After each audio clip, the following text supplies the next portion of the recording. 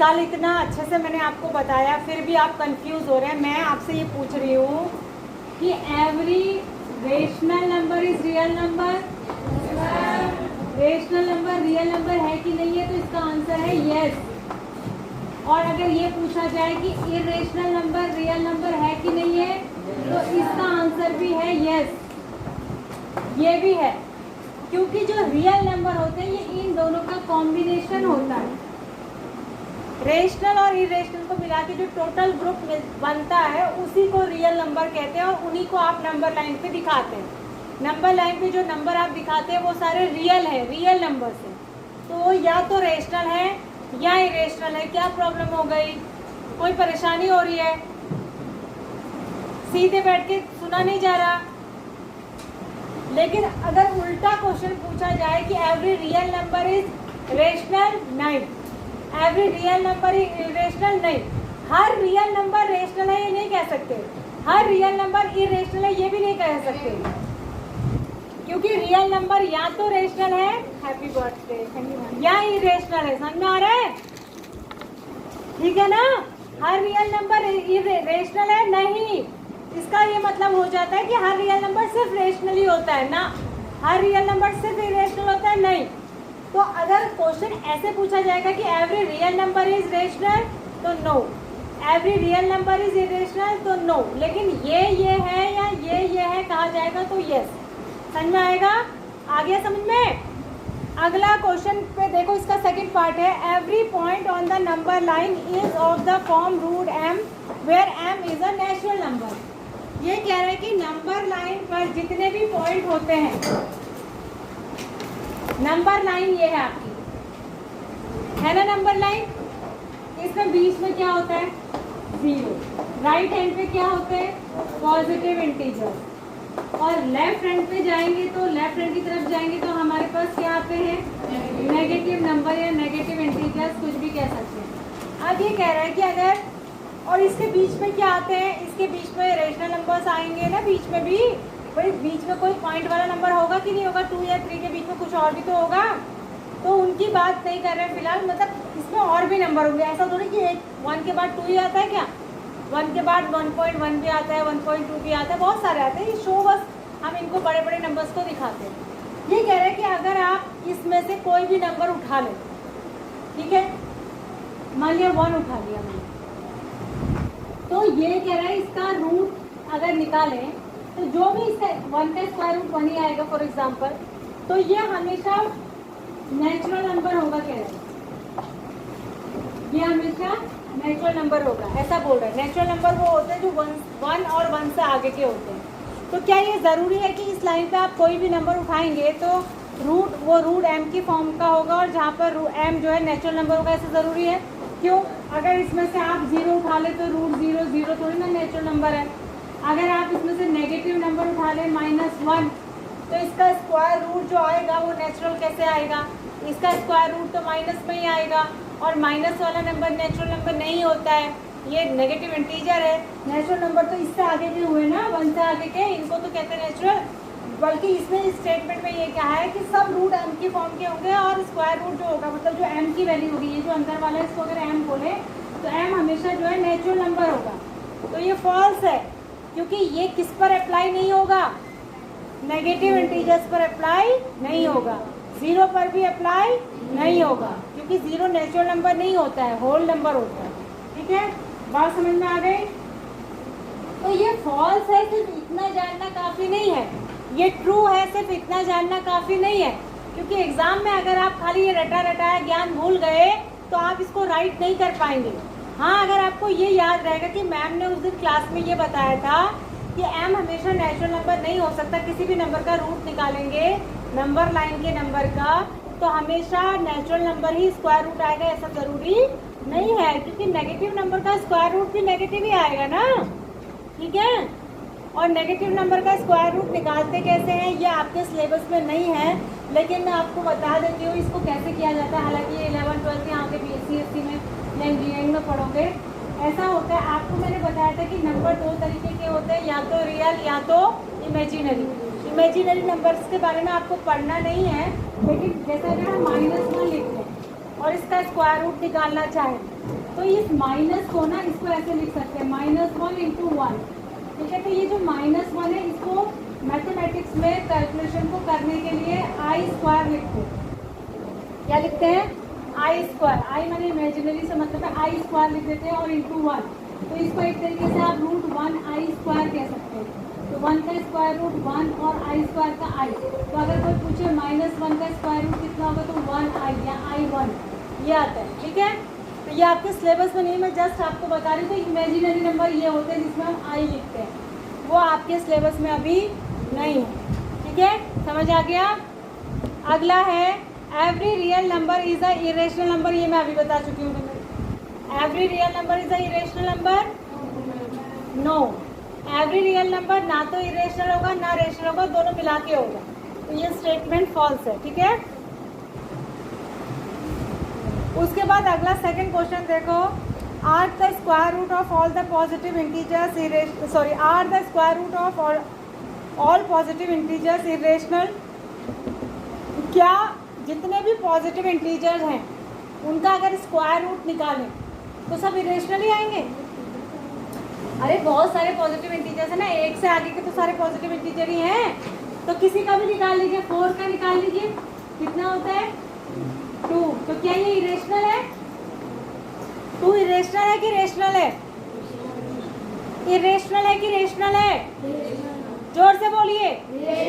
Rational है भाई, अब कंफ्यूजन नहीं होना चाहिए। 3 दिन से मैं यही टॉपिक पढ़ा रही हूँ तुमको। रेशनल है तो रेशनल है, तो ये बात कहाँ से हुई कि हर पॉजिटिव इंटीजर का स्क्वायर रूट इरेशनल होगा? क्यों होगा भाई? हम √16 निकालेंगे तो 4 आ जाएगा, √1 निकालेंगे तो 1 आ जाएगा, √9 निकालेंगे तो 3 आ जाएगा, √25 निकालेंगे तो 5 आ जाएगा। ये सारे जो है ये तो सब रेशनल नंबर ही हैं।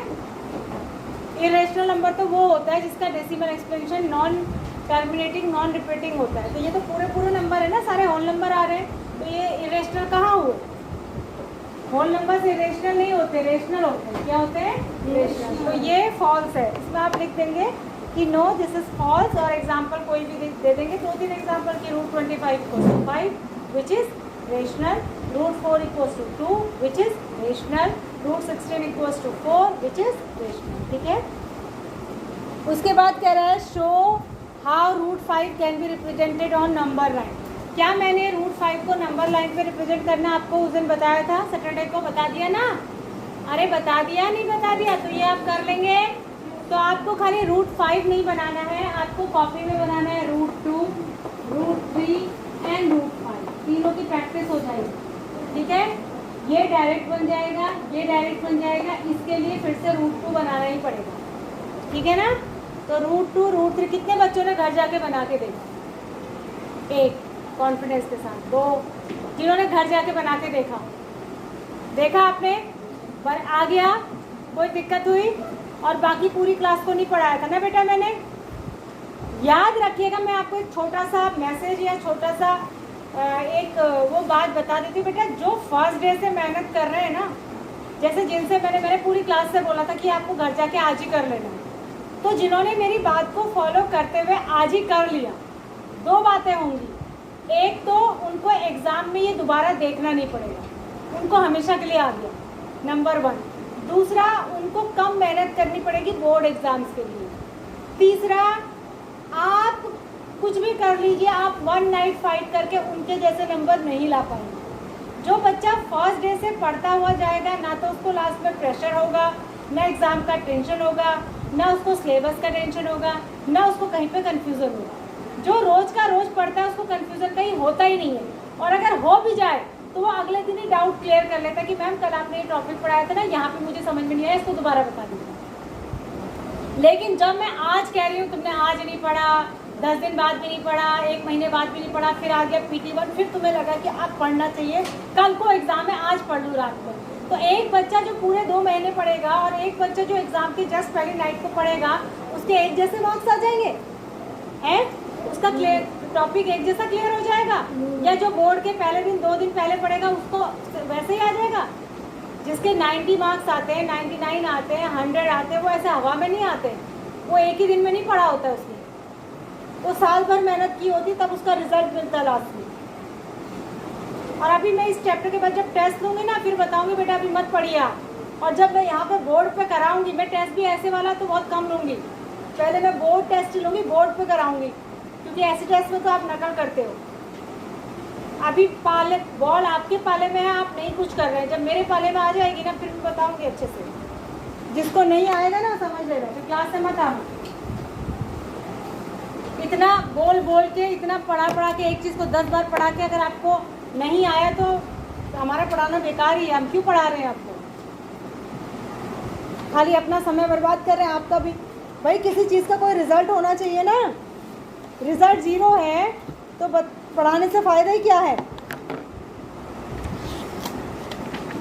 अब आ जाइए मोस्ट इम्पॉर्टेंट टॉपिक पढ़ा रही हूँ मैं आपको। डेसिमल एक्सपेंशन में आपको बता चुकी हूँ ना। देखो अब बात सुन लीजिए, 2-3 इम्पॉर्टेंट बातें बता रही हूँ। अगर हम 2 नंबर्स को डिवाइड करेंगे, ठीक है, और डेसिमल एक्सपेंशन निकालेंगे, क्या निकालेंगे? डेसिमल एक्सपेंशन निकालेंगे रियल नंबर का। क्या निकालेंगे? डेसिमल। क्या निकालेंगे? जरा बोला भी करो, पता तो चले, क्लास में बच्चे बैठे हैं। डेसिमल एक्सपेंशन क्या निकालेंगे? डेसिमल एक्सपेंशन निकालेंगे तो क्या क्या हो सकता है? 2 बातें होंगी। मान लिया आप एक नंबर को दूसरे नंबर से डिवाइड कर रहे हैं, ठीक है। एक मान लीजिए फॉर एग्जाम्पल मैं आपको ऐसे देती हूँ कि आप 4 को डिवाइड करें, छोटा सा बता रही हूँ, 4 को डिवाइड कर रहे हैं 2 से, तो क्या हो जाएगा? 2 2 जा 4, तो यहाँ पर रिमाइंडर क्या होगा? 0। कुछ रिमाइंडर बचेगा नहीं। तो कहने का मतलब ये केस 1 है। अगर हम 2 रियल नंबर्स को डिवाइड कर रहे हैं तो या तो रिमाइंडर बिकम्स 0 होगा, या तो रिमाइंडर 0 हो जाएगा। होगा नहीं होगा? अरे होगा नहीं होगा? yes, जैसे ही पूरा डिवीजन जा रहा है 2 2 जा 4, तो रिमाइंडर 0 हो गया कि नहीं?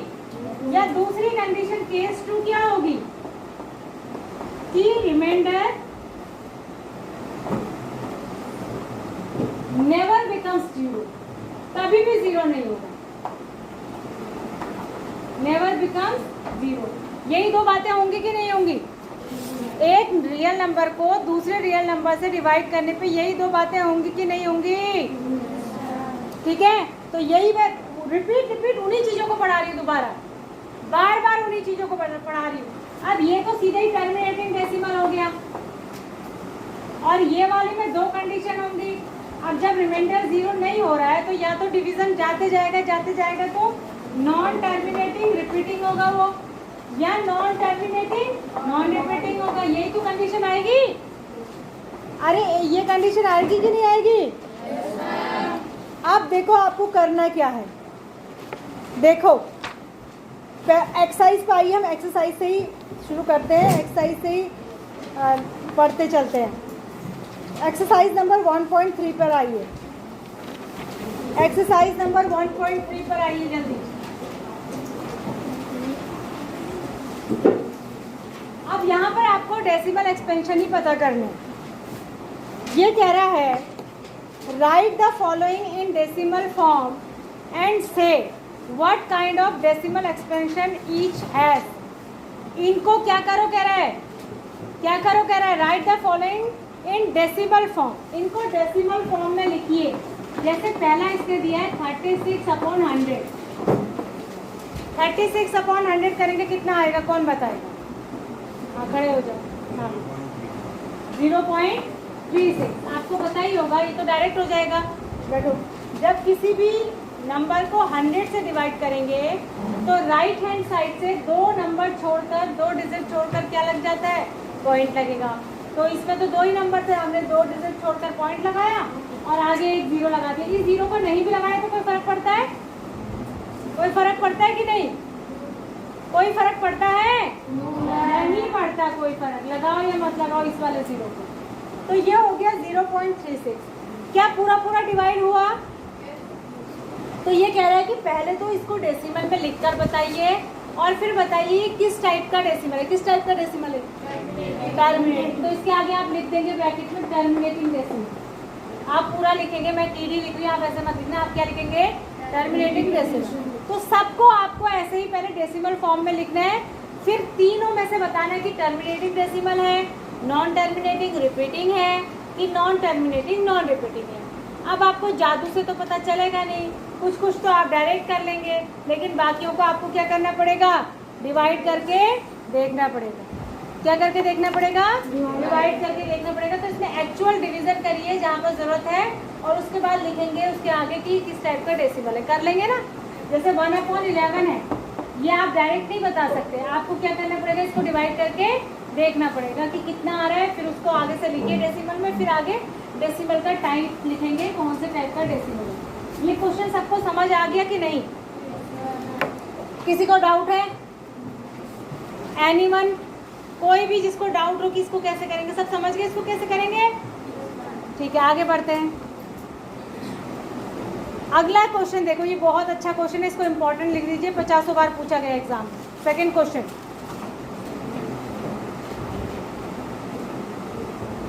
ये कह रहा है सेकंड क्वेश्चन एक्सरसाइज नंबर 1.3 का, इसमें आपको 1/7 की वैल्यू दे रखी है, कितनी दे रखी है, अच्छा इससे पहले मैं आपको एक और बात बता देती हूँ, इस क्वेश्चन को हम करें, मैं डायरेक्ट एक्सरसाइज पे इसलिए आ गई हूँ कि एक्सरसाइज से ही मैं टॉपिक भी आपको क्लियर कर दूंगी। जैसे अगर नॉन टर्मिनेटिंग रिपीटिंग डेसिमल हो ना, मान लिया कल हम कर रहे थे 1/3, इसको हम लिख रहे थे 0.333, ये लिख रहे थे। तो मैथमेटिक्स में जब कोई चीज़ रिपीट होती है, जब कोई नंबर रिपीट होता है, तो उसकी पहचान के लिए, उसको शॉर्टकट में लिखने के लिए उसके ऊपर एक तिरछी लाइन लगा देते हैं, इसको कहते हैं बार। क्या कहते हैं, बार। तो 0.3 बार, जो ऐसे लिखा हुआ है इसको ऐसे भी लिख सकते हैं, और इसको ऐसे भी लिख सकते हैं। मतलब अगर ऐसे लिखा हुआ है तो इसका मतलब यही है कि 3 रिपीट हो रहा है। बात समझ में आ रही है। तो मैथमेटिक्स में शॉर्टकट में इसको लिखते हैं। हो सकता है यहाँ एक नंबर रिपीट हो रहा था, कई क्वेश्चन में 2 नंबर रिपीट हो जाते हैं, जैसे 27 27 27 आ रहा है, तो आप इसको लिखेंगे 0.27 बार। 2 और 7 दोनों के ऊपर बार लगा है, इसका मतलब दोनों रिपीट हो रहे हैं। कई बार ऐसा होता है कि एक ही रिपीट होता है, एक नहीं होता। जैसे फॉर एग्जांपल अगर लिखा हो 0.127 बार, इसका मतलब ये है कि 1 रिपीट नहीं हो रहा, 27 रिपीट हो रहा है, यानी ये ऐसे होगा 1 2 7 2 7 2 7, समझ आया। ये चलते जाएगा, और रिपीट होने वाले में आगे डॉट डॉट लगाते हैं, जिससे कि ये पता चले कि ये आगे कंटिन्यू हो रहा है, ठीक है। और शॉर्टकट में इसको ऐसे लिख देंगे, 1 के ऊपर बार नहीं लगाएंगे, 27 के ऊपर बार लगा देंगे, क्योंकि 1 रिपीट नहीं हो रहा, लेकिन 27 रिपीट हो रहा है। तो कुछ भी हो सकता है, एक रिपीट हो रहा हो, एक नहीं हो रहा हो, इस तरीके से, ठीक है। या फिर कोई 4-5 नंबर का ब्लॉक रिपीट हो रहा हो, जैसे इसमें दिया है 1/7 = 0.142857। क्या दिया है, 0 पॉइंट बोलिए जरा, 1428, इसके ऊपर बार लगा।